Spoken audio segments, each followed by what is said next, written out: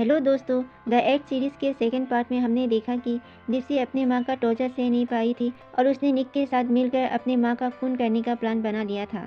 तो तीसरे पार्ट की शुरुआत में कहानी 1991 में शिफ्ट होता है।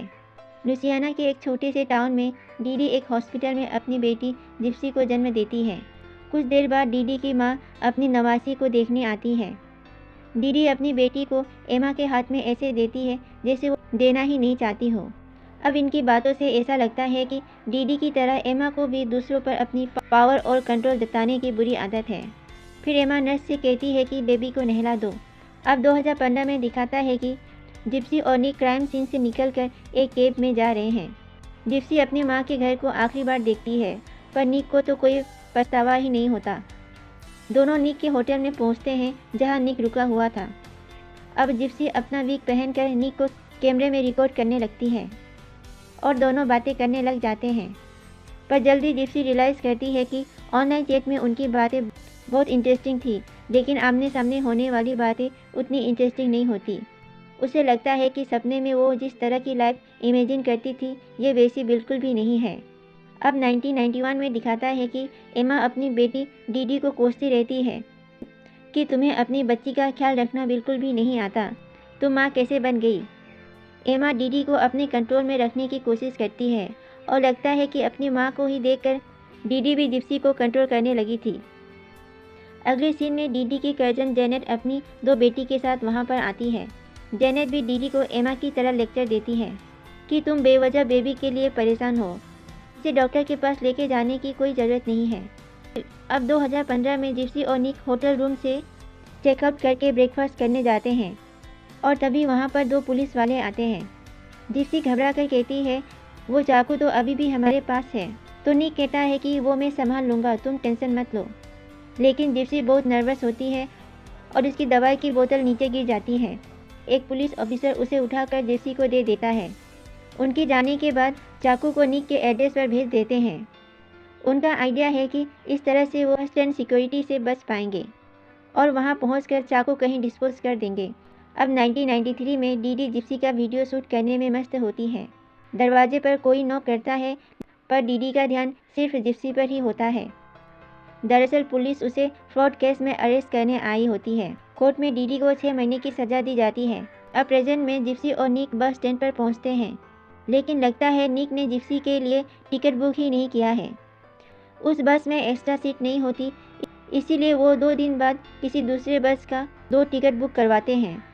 अब 1993 में 4 महीने बाद डीडी को रिलीज़ कर दिया गया है। डीडी घर लौटती है तो जिप्सी उसे पहचान नहीं पाती और रोने लगती है।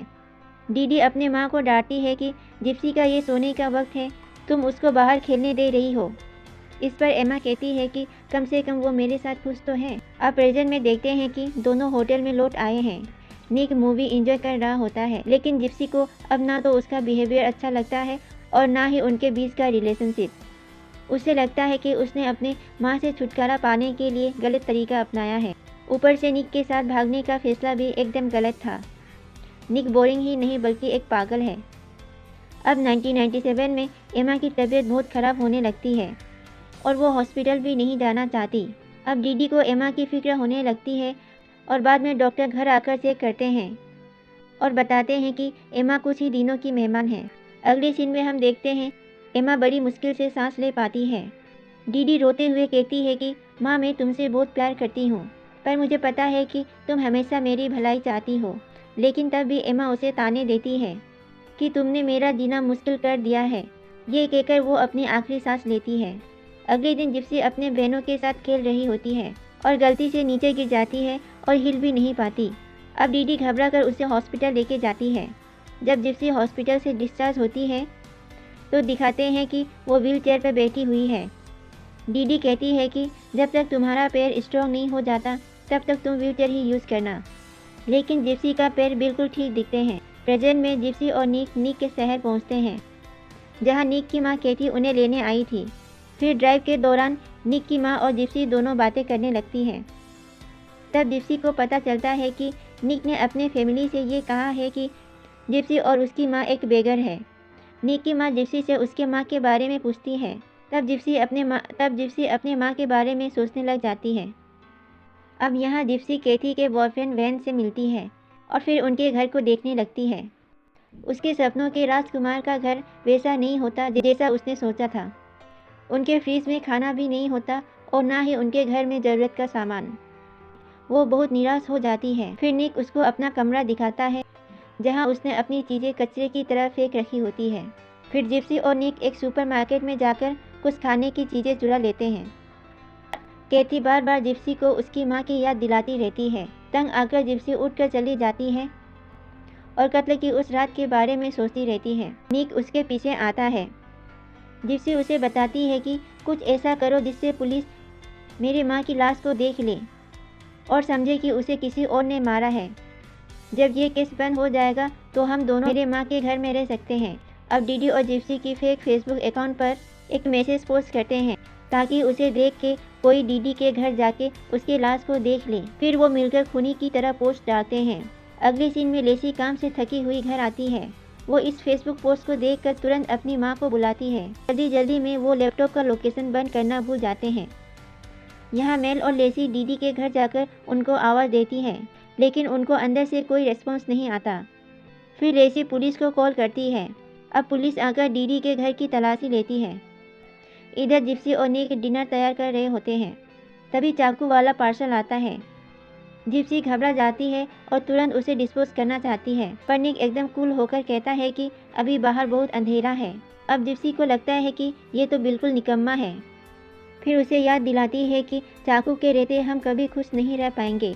में निक की मॉम आ जाती है और इनका आर्ग्यूमेंट बीच में ही रुक जाता है। इस बीच पुलिस ने फेसबुक पोस्ट की लोकेशन ट्रेक कर ली थी। देर रात को पुलिस टीम ने निक के घर को घेर लेते हैं। कैथी और उसका बॉयफ्रेंड हाथ ऊपर करके बाहर आते हैं, लेकिन जिप्सी और निक अलमारी में छुप जाते हैं और फिर दोनों पकड़े जाते हैं।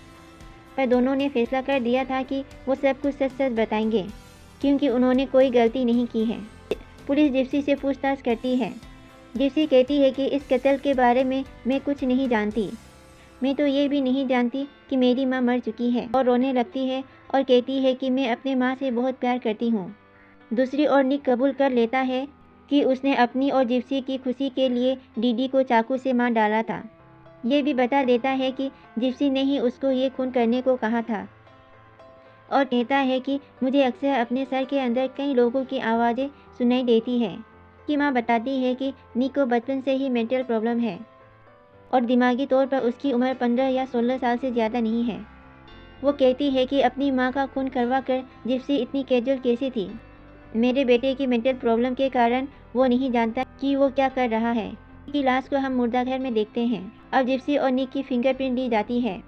इसी बीच लेसी और मेल एक प्रेस कॉन्फ्रेंस देख रही होती है, जहां पुलिस इस इन्वेस्टिगेशन की अपडेट दे रहा होता है। वो बताता है कि जिप्सी का पता चल चुका है और वो बिल्कुल सेफ है। ये सुनकर लेसी और मेल को चैन आ जाता है, लेकिन पुलिस कहता है कि अक्सर सच वो नहीं होता जो हमें दिखता है।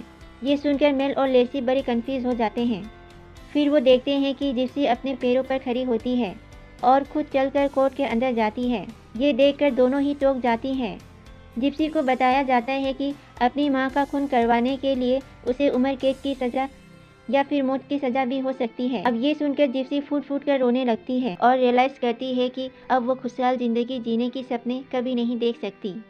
और इसी के साथ ये एपिसोड यहीं पे ख़त्म होती है। मिलते हैं अगले एपिसोड में नई ट्विस्ट के साथ। Bye bye.